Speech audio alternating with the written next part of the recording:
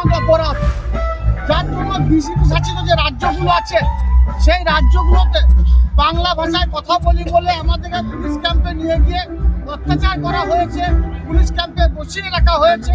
এমনকি সোনালী বিবির মতো গর্ভবতী মহিলা, সেই মাকে বাংলাদেশ পাঠিয়ে দেওয়া হয়েছিল।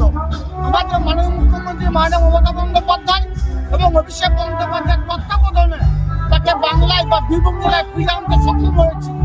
সেই সোনালী বিবির সন্তান সম্ভব ছিল, আজকে সে একটা পুত্র সন্তান প্রসব করেছে।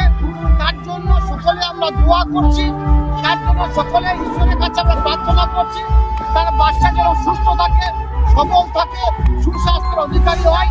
এবং আমাদের কাছে যেহেতু খবর আছে, আমাদের যুবক অভিষেক বন্দ্যোপাধ্যায় ওই বাচ্চাটিকে আশীর্বাদ করার জন্য ওখানে গিয়ে উপস্থিত হবেন এবং সোনালী বিবিকে দেখা করবেন।